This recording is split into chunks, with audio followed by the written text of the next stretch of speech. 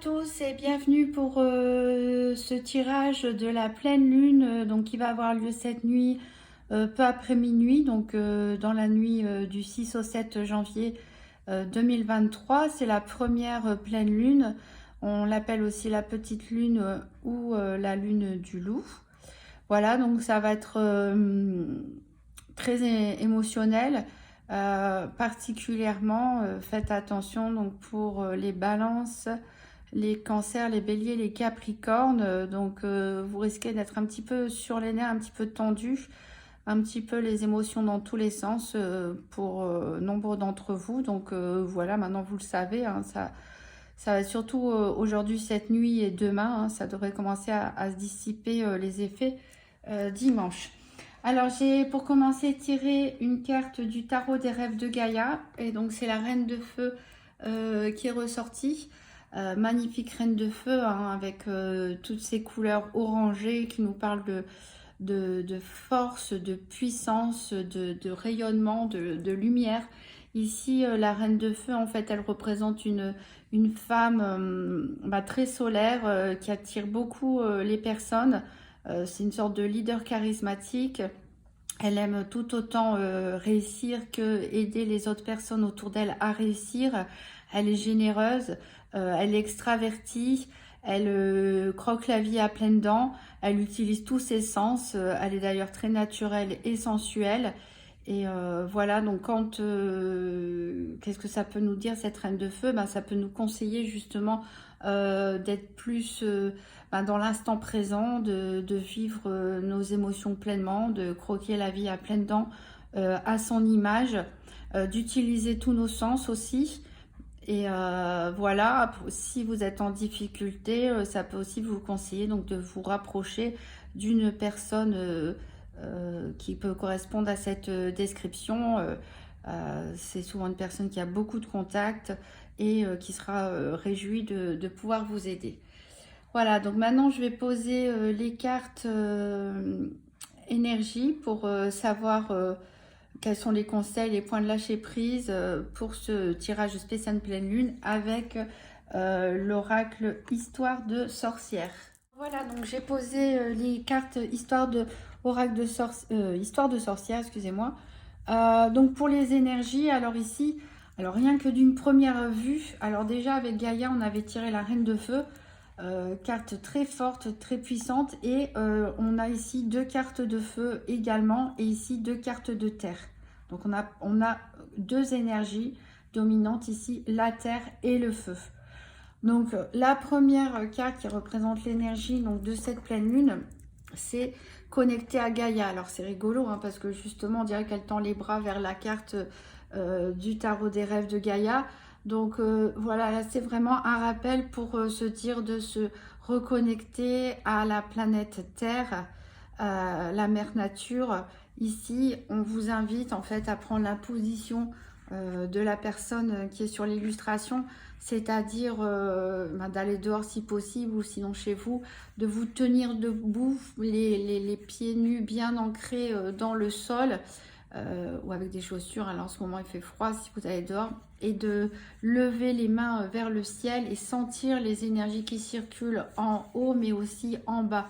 Sentez-vous, pensez bien à la terre qui est sous vos pieds,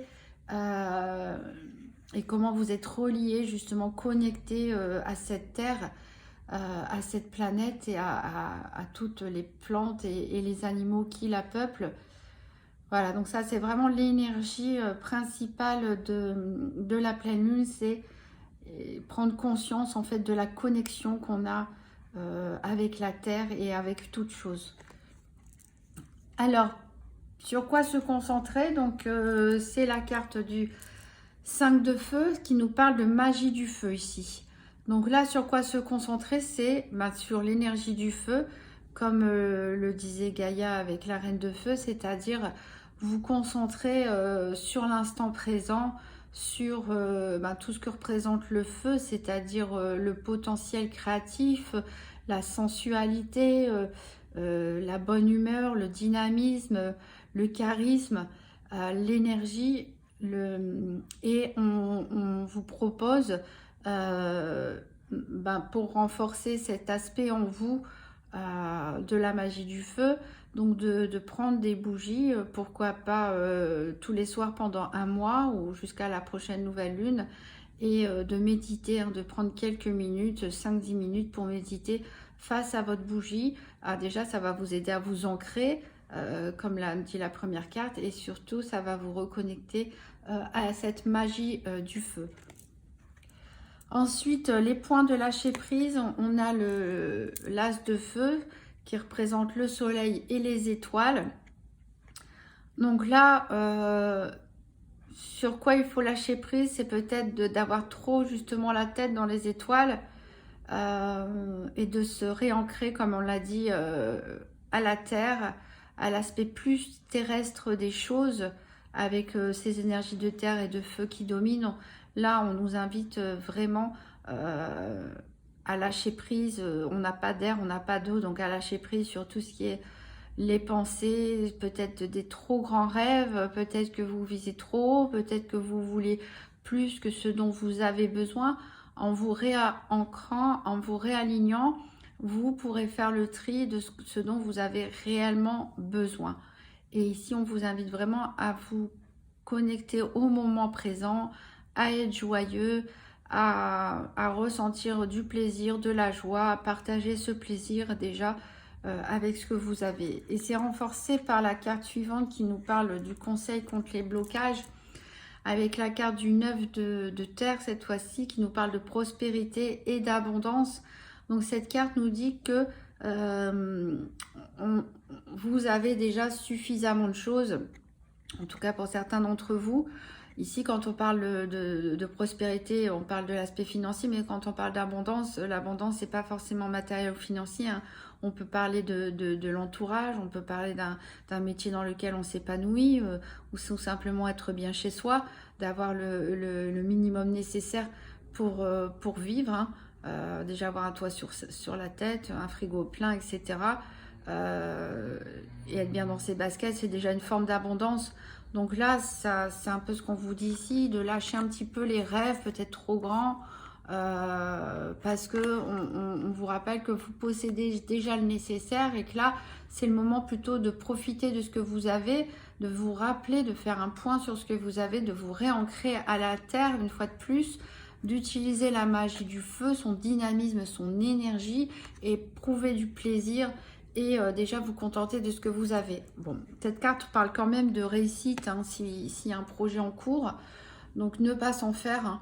Et elle propose aussi de faire un point, si vous voulez, sur une feuille de papier, faire une colonne avec tout ce dont vous rêvez d'avoir, et une autre colonne avec tout ce que vous avez déjà, même les plus petites choses, hein. Ça peut être des livres que vous appréciez, ça peut être votre animal domestique, ça peut être votre famille, ça peut être votre travail, ça peut être plein de choses, des choses qui vous sont personnelles, hein, auxquelles je ne pense pas forcément.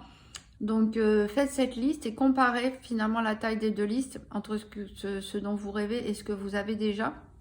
Et ensuite, rayez dans la liste de gauche sur ce que vous souhaitez avoir, rayez tout ce qui est finalement futile.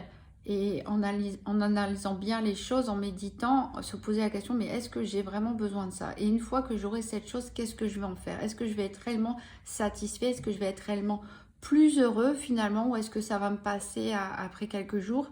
Et donc de rayer en toute franchise les choses, voilà, qui ne sont pas si nécessaires que ça, et de faire une nouvelle comparaison avec ces deux listes. Ça vous fera du bien, ça vous montrera que finalement, vous avez l'essentiel. Et surtout avec cette énergie de feu, on parle de quelqu'un qui est bien dans ses baskets.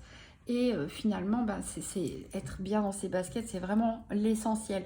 Donc là, on vous invite vraiment à retrouver, hein, cette petite folie, hein, cette énergie du feu pour profiter, hein, de la pleine lune et pourquoi pas prolonger cet effet sur les jours suivants ou le mois en cours. Donc là, je vais recouvrir avec le tarot des enchanteurs pour voir si on a des messages supplémentaires. Alors,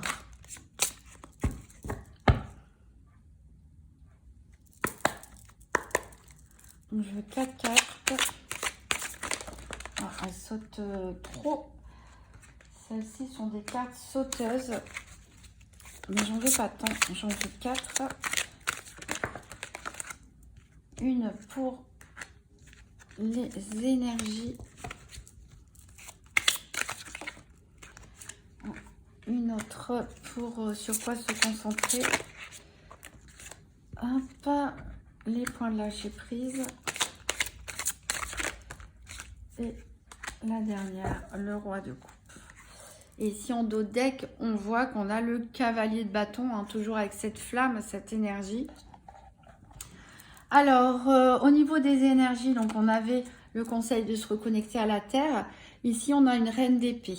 Donc, on est encore dans le domaine des reines. Alors, ça ne s'adresse pas qu'aux femmes, hein. Ça s'adresse aussi aux hommes. On a tous un côté masculin et féminin. Ici, on nous parle vraiment de se reconnecter plus avec ce côté féminin, mais un côté féminin charismatique, généreux, dans l'action. Et ici, avec la reine d'épée, on nous parle en plus d'avoir une personnalité tranchante, c'est-à-dire de ne pas tergiverser, en fait, hein, d'être sûr de soi, de savoir ce qu'on veut, d'être déterminé et de savoir trancher.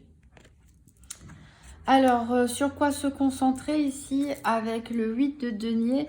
On va nous parler, on voit une personne qui est en train de créer ce pentacle, ce denier, et on peut nous parler de formation ici. Donc ça, peut-être pour certains, il faut se reconcentrer sur ses études, sur une formation, ou se former pour acquérir des compétences supplémentaires. En tout cas, elle nous parle d'être minutieux dans ce qu'on fait, d'être minutieux dans son travail, mais d'être minutieux dans le quotidien, et vraiment d'être ancré. Encore une fois, les deniers, c'est l'énergie de la terre. Donc être bien ancré, et le fait, c'est vrai, de faire des travaux manuels ou d'être bien consciencieux, bien concentré sur son travail, ça évite d'avoir des dispersions mentales. Et voilà, ça permet aussi une forme de méditation et d'ancrage qui nous permet de nous sentir mieux. Donc voilà sur quoi se concentrer. Alors les points de lâcher prise, ici on a le 2 de bâton. Donc on est dans l'énergie du feu une fois de plus. Ici, on nous dit de lâcher nos doutes, en fait, tout simplement. Parce que là, le 2 de bâton, on peut avoir des dualités d'énergie, hein, et on nous dit de lâcher prise. Peut-être qu'il y a trop de lutte à l'intérieur de nous, trop d'hésitation sur une situation donnée, un problème donné. Voilà, ici, on a encore avec les livres l'invitation à étudier, peut-être à se former. En tout cas ici, voilà, on nous dit vraiment de lâcher prise, hein, sur une lutte intérieure, peut-être sur une forme d'indécision. Et les conseils contre les blocages, ici, on a enfin une coupe. On a le roi de coupe. Alors le roi de coupe, c'est quelqu'un qui maîtrise parfaitement ses émotions. Voilà, c'est quelqu'un qui a bon cœur, mais qui ne se laisse pas non plus avoir, hein, qui n'est pas totalement aveugle, qui est très empathique, qui est dans la compassion, mais voilà, c'est pas un imbécile non plus, hein, c'est pas un bisounours entre guillemets, et c'est quelqu'un qui va savoir parfaitement gérer ses émotions, qui va pas se laisser emporter n'importe comment.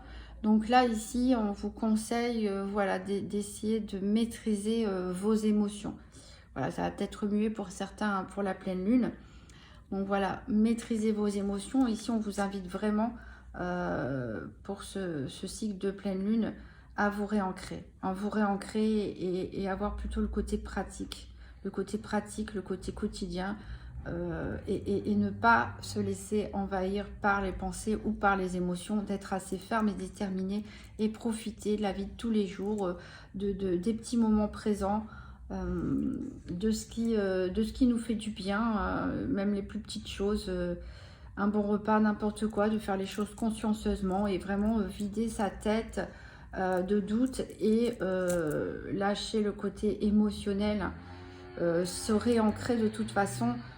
Permet vraiment d'avoir une meilleure maîtrise de ses émotions. En tout cas, ça permet de les voir surgir avant qu'elles nous dominent et de savoir se dire, ah là peut-être si je parle je vais dire une bêtise parce que je suis un peu en colère ou énervée, voilà, et de vous prendre, aller boire un verre d'eau ou s'éloigner un petit peu, respirer pour faire passer l'émotion, parce que les émotions elles passent de toute façon.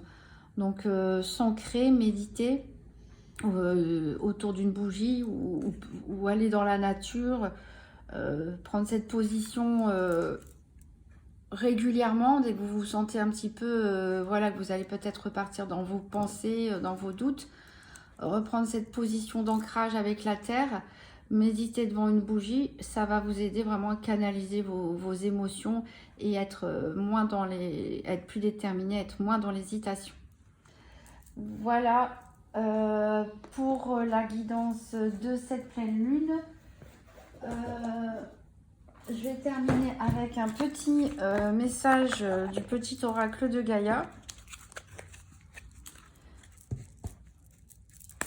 Donc pour cette pleine lune, un petit message de l'oracle de Gaïa. On va rester dans Gaïa du début à la fin.